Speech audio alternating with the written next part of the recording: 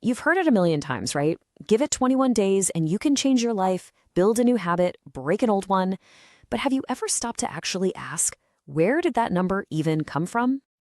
Exactly. Why 21? Why not 15 or 50? What's so magical about 3 weeks? Is there any real science behind it? Or is it just one of those things that sounds good? Well, that's exactly what we're going to dig into. And let's be real for a second. A lot of us are skeptical. It kind of feels like a marketing slogan, a motivational gimmick. But what if I told you there's a genuine psychological blueprint hidden inside that number? A blueprint that, if you follow it, can actually work. Because we have all been there. You get this burst of inspiration. You're ready to go. Day 1 is awesome. Day 2, you're still feeling it. And then life happens. The motivation just evaporates. And that one day you miss turns into 2. And before you know it, you're right back where you started, feeling frustrated and wondering why permanent change feels so impossible. Well, here's the secret. The answer isn't about having more willpower. It's actually about science. So let's pull back the curtain and look at where this whole 21-day idea started and how modern brain science actually backs it all up.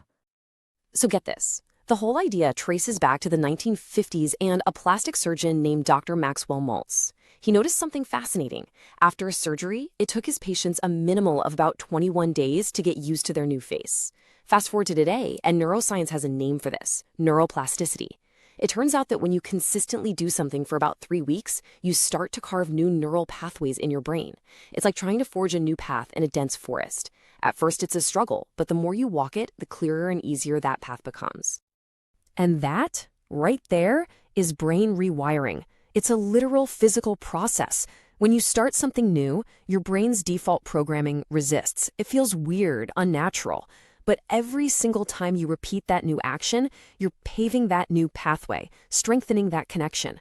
You're not just trying to force a change. You are literally rewiring the circuitry of your own mind until the new way feels like the normal way. Okay, so if our brains are basically designed to be rewired, why does it still feel so ridiculously hard? Why do so many of us try and fail?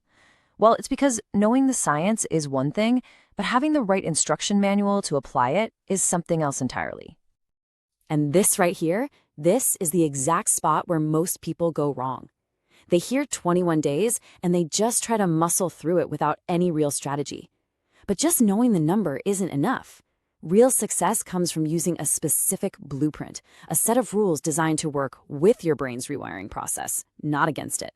So let's break down that blueprint, step by step. Here they are, the 5 core rules for making this stick.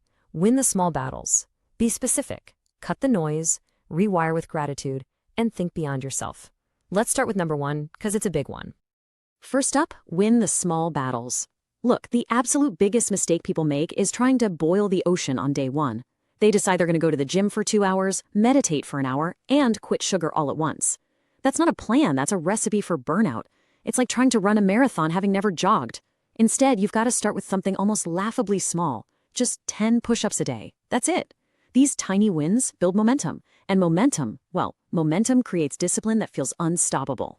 Second, you have to be specific. A vague goal like, I want to get healthy, isn't a plan. It's a daydream. Your brain doesn't know what to do with that.